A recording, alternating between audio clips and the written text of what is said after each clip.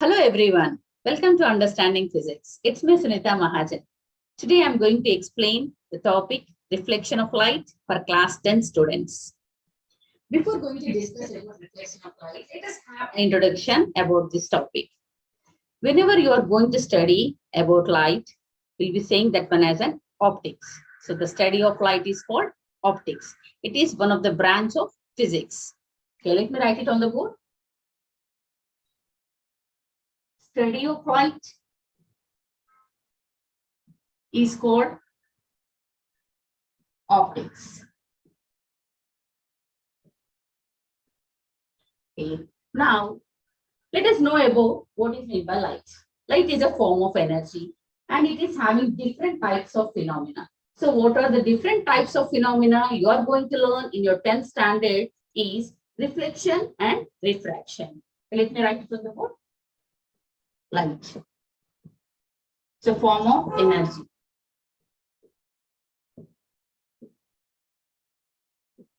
And what are the different types of phenomena are? One is reflection and another one is refraction. So let us know the meaning of reflection and refraction. What is meant by reflection is, in a simple manner, if you want to understand, that bouncing back of light, we'll be saying it as a reflection. So whenever light falls on any surface, if it is reflecting back, means going back, bouncing back in opposite direction, we'll be saying that phenomenon as reflection. And what is meant by refraction means, you know very well, the light enters into different mediums, means light can enter into the glass, light can enter into the water, can enter into the petrol, different diamond, so different substances it can enter. So whenever it is entering into different substances or different mediums, it will decrease its speed. So due to decreasing its speed, it will bend a little bit. So that bending of light will be saying that one as refraction. So in a simple manner, I'm going to write here, bouncing back of light is called reflection. So here, bending of light.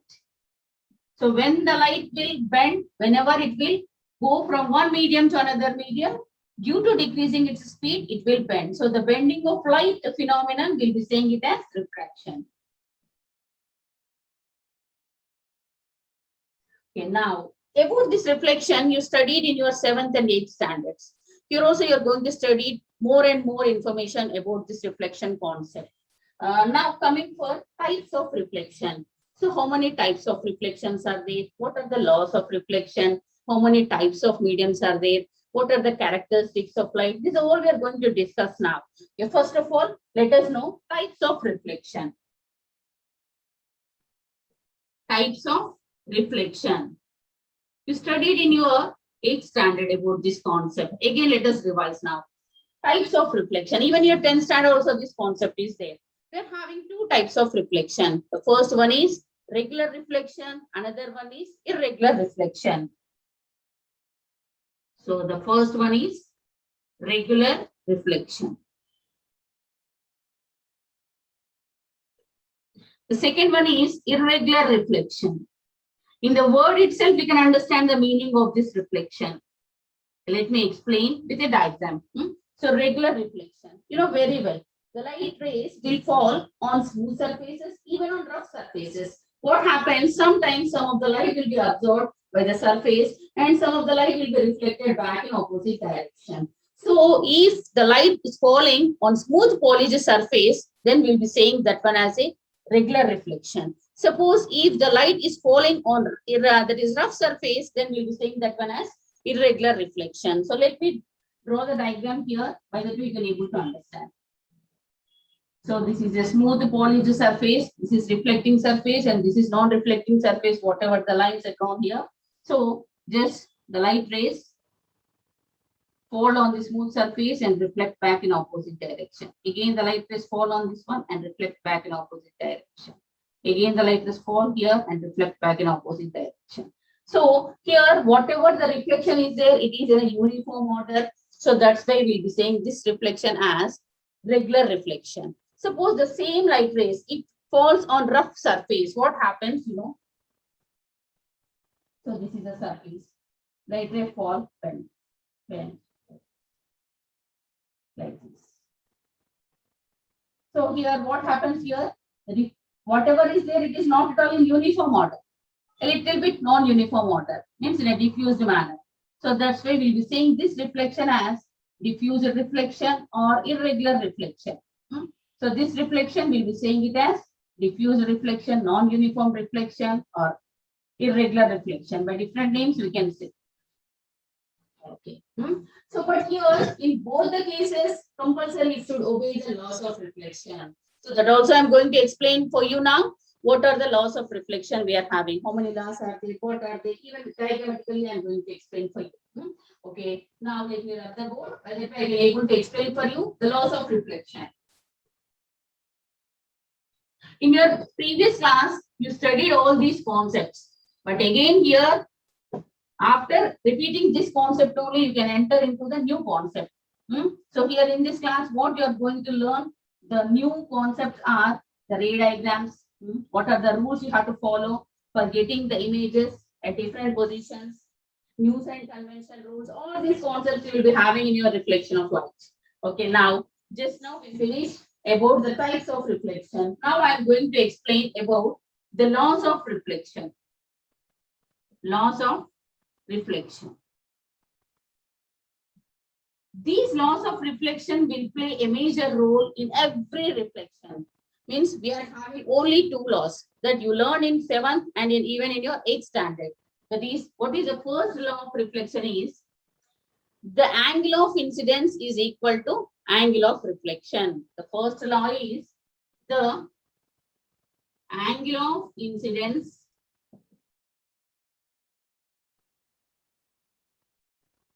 is equal to angle of reflection. And the second law is the incident ray, reflected ray, and normal will lie on the same plane.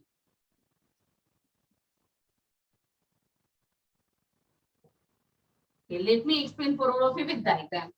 So this is a smooth polished surface, and this is non-reflecting surface. Just I'm differentiating here. Now, a light ray fall on the smooth polished surface. So whenever any light ray, it falls on any surface, that ray will be saying it as incident ray. And that incident ray will be mentioning by the alphabet I. So this small I will be saying it as an incident ray or angle of incidence. When we are measuring angle, we'll be saying it as an angle of incidence. If we are showing the ray means, we'll be saying it as an incident ray. Now this ray is an incident ray, so that's why I mentioned here small I. And you know very well, in reflection, what happens? It goes back, bounces back in opposite direction.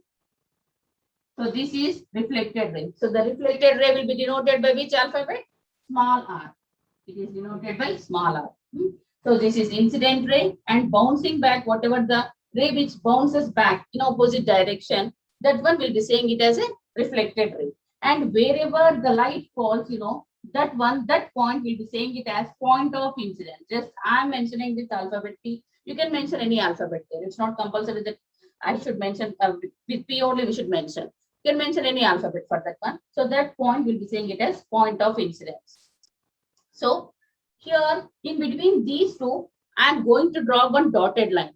What is the dotted line is? That is normal. For measuring the angle, for our convenience, we will be drawing a line that should be perpendicular to the reflecting surface. So this is perpendicular to the reflecting surface or not? So this dotted line is an imaginary line. For our convenience, for measuring the angle, we'll be drawing this line. And this line will be saying it as normal. And here, what is the first law here is the angle of incidence is equal to angle of reflection. Suppose just if you measure the angle here, if it is 30 degrees.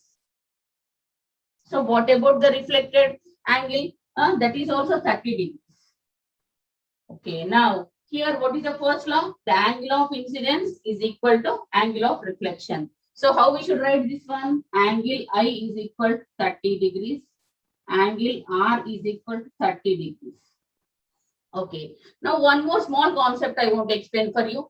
Whatever the angle, if you want to measure between this incident ray and this reflected surface is there, no? That angle will be saying it as a glancing angle. So how can we measure that glancing angle means? You know very well. This is completely right angle. This is 90 degrees angle. From 90 degrees, if you subtract 30 degrees, how much you will get? 60 degrees. So this angle will be saying it as a glancing angle. And here also, here 30 means how much here will be there? Here also 90 degrees. 90 minus 30, 60 degrees.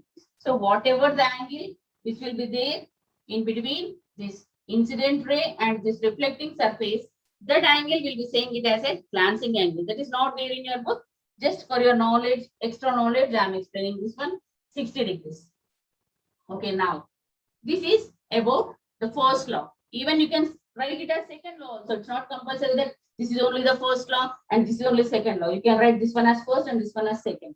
For explaining, just I written this one first and this one written, I written the second one. Okay, now coming for the second one, the incident ray, the reflected ray, and the normal will lie on the same plane. Just check the diagram. You'll be understanding clearly. So incident ray, which is incident ray here? This is the incident. Reflected ray, which is reflected ray? This one is a reflected ray. Normal. Normal means this dotted line is a normal. Will lie on the same plane. They all completely lie on the same plane or not. So this is second law. So these laws of reflection, even if it is regular reflection, even if it is irregular reflection, even the reflection takes place on mirrors, concave mirror or convex mirror or plane mirror, wherever the reflection takes place, compulsory it should obey the laws of reflection. Then only it will accept. So that compulsory. You should remember that points. Everywhere it should obey the laws of reflection. Okay, now let us discuss about the characteristics of light now. Characteristics of light. Can anyone say one of the characteristics of light? Okay, let me tell. We are having 4 to 5 characteristics of light. Here you are going to learn in your 10th standard. The first one is light is an electromagnetic wave. Light is having electric nature and magnetic nature. So due to having 2 types of nature, we will say that one as an electromagnetic wave. Characteristics of light.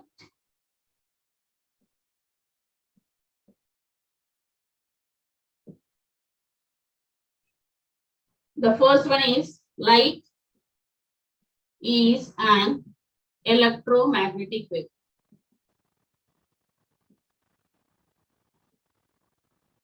Electromagnetic wave. What's the second characteristic is? You know very well. In your 7th standard also you learn.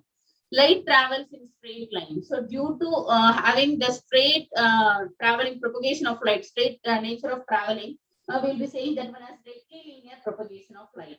What is rectilinear propagation of light? Recti means exactly in a straight manner. And linear means, you know, straight manner. So exactly in a straight manner, we'll be saying that one as rectilinear propagation of light. So that's why the second characteristic is light travels in straight lines. In straight line. Okay, now coming for the third one, you should know about the speed of light. What is the speed of light? Even light can travel through vacuum, in air, in any medium, maximum, in water, in gas, it can enter into different mediums. And the speed of light in air is 3 into speed of light in air is 3 into 10 to the power of 8 meter per second. Even in vacuum also the same speed will be there. So speed of light in air is 3 into 10 to the power of 8 meter per second.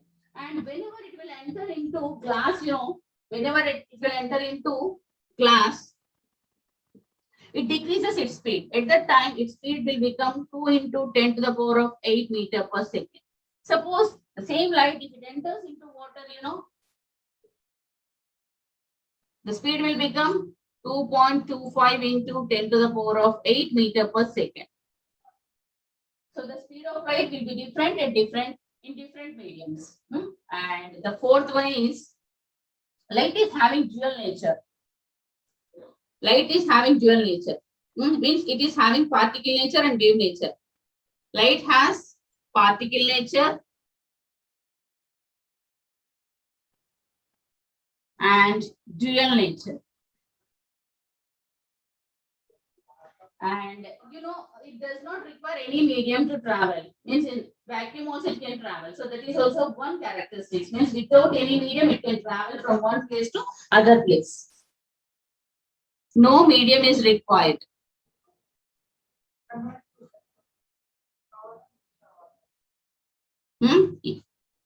Okay, these are the characteristics of light. Okay, now let us discuss about the different types of substances. In which types of substances it can enter? What are the types of substances? So we are having three types of substances, that is transparent substances, translucent substances, and opaque substances. What is this transparent, translucent, and opaque?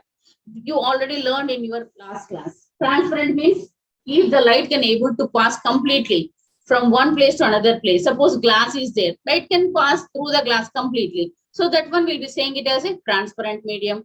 Suppose if it is unable to pass completely, only half can pass. That one will be saying it as a translucent medium. Translucent. Suppose if you take the trace paper, if you take the butter paper, so they from there it cannot able to travel completely. So they only partially the light can enter from there. So that's why we'll be saying that one as translucent medium. And what about the opaque substances? The light cannot enter. Suppose the wall is there, any book is there. Whether the light can enter from the wall? No, it cannot enter from the wall. So that type of substances will be saying that one as opaque substances. There, what happens, some of the light will be absorbed and some of the light will be reflected. So the opaque substances will be using for reflection purposes. So about mirrors, you are going to learn that only. Okay, now this is about the characteristics of light. Now coming for our next concept, that is ray of light and beams of light. How many types of beam of lights are there? What are they? Okay, now just now up to now we discussed incident ray and reflected ray. Whenever you want to mention diagrammatically the ray of light, you can draw one ray like this. So this one will be saying it as a ray of light. The light ray can be diagrammatically, if you want to represent, you can represent in this manner. Now coming for beam of light. What is the meaning of beam?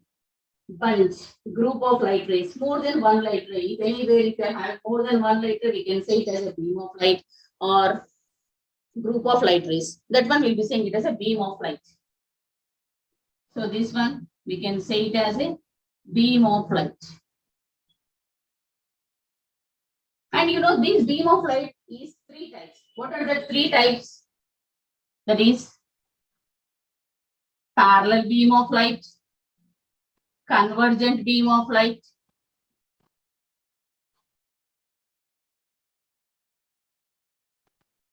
and divergent beam of light.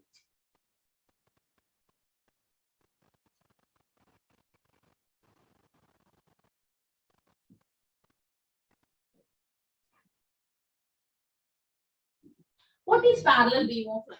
In parallel beam of light, just your example is there. Whatever these three light rays are there, it is parallel to one another or one after the other. So these light rays, we can say it as a parallel beam of light.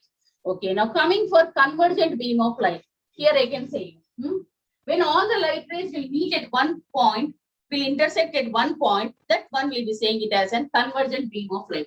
This is one light ray, this is one light ray, and this is one light ray. All the light rays is meeting, intersecting at one point. So this intersecting point will be saying it as a convergent beam of light.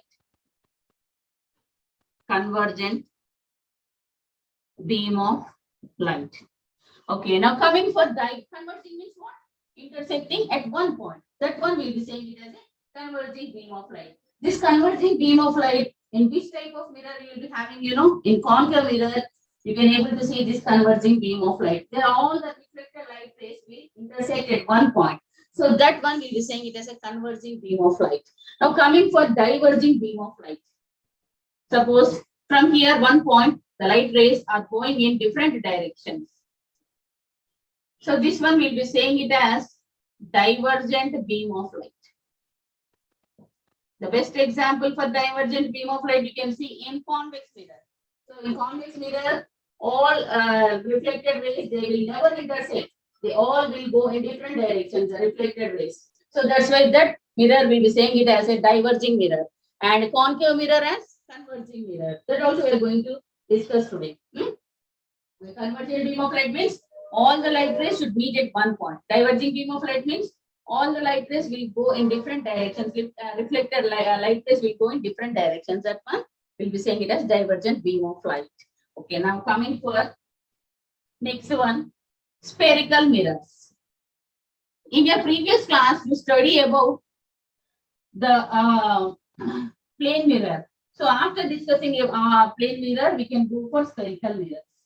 So all of you know very well about plane mirror. You can see in your homes, plane mirror. So this plane mirror is having some characteristics. What are the characteristics of a plane mirror is? 5 important characteristics.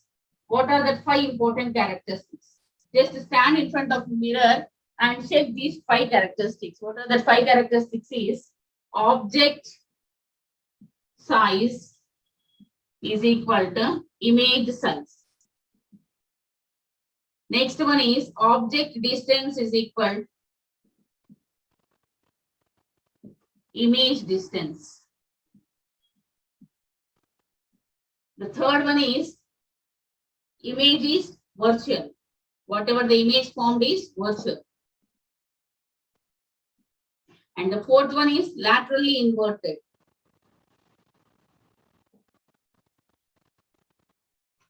And image is erect.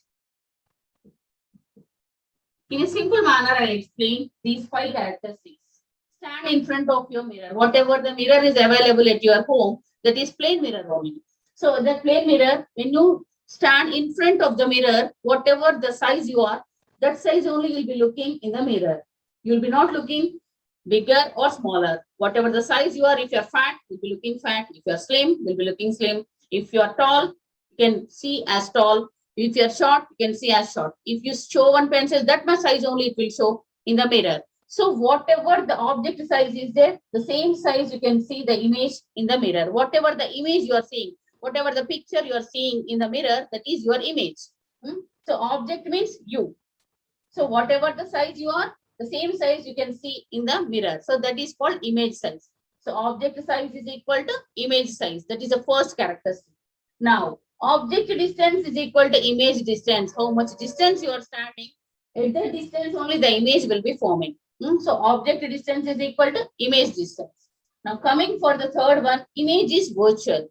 We are having 2 types of images. One is real images and another one is virtual images.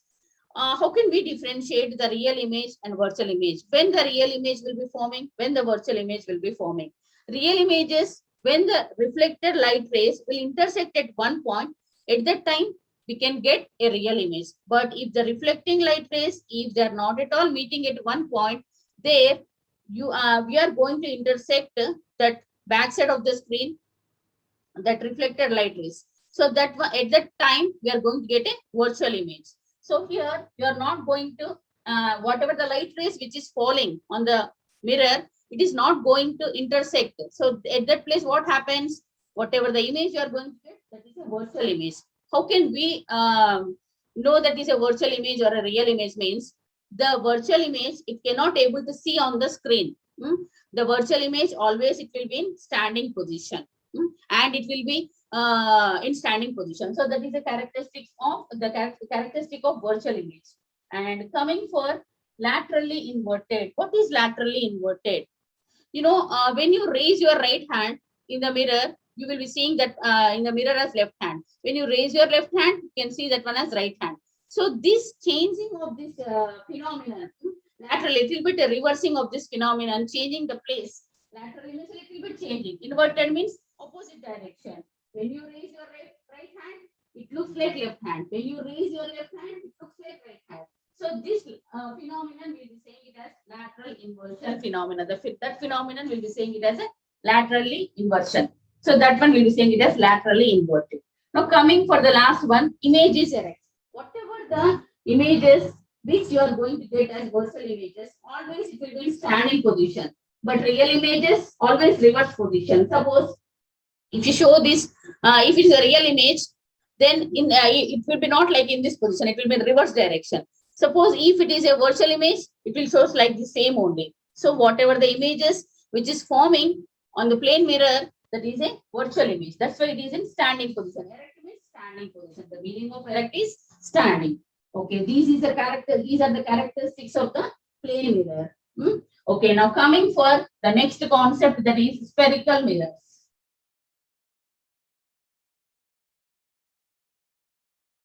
In this class, you are going to learn about the two types of spherical mirrors, that is concave mirror and convex mirror.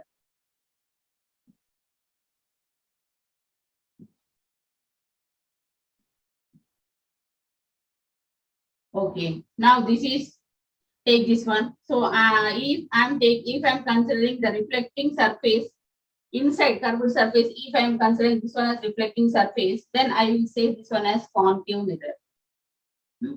If the reflecting surface is bulged outside, means outside surface, I am taking the reflecting surface. Compulsory I should differentiate this one. So this one is convex. Even you can show by your hand. If the reflecting surface is curved inside, suppose this is the reflecting surface, if it is curved inside completely, then we can say this one as concave mirror. If the reflecting surface is bulged outside, means this side is not reflecting surface, this side is reflecting surface, but it is outside. Bulged, a little bit bulging nature is there. So this one I will be saying it as a convex mirror. So this concave mirror, you know very well, converging mirror, convex mirror, diverging mirror. Why will be saying this one as converging mirror? All the reflected light rays, they will meet, intersect at one point. That's why we'll be saying this concave mirror as converging mirror. And why we will say this convex mirror as diverging mirror? This convex mirror, whatever the reflected light rays are there, they never intersect at any point. So that's why we'll be saying it as a diverging mirror. Okay. Thank you for watching. Have a nice day. In next class, we're going to discuss some more concepts.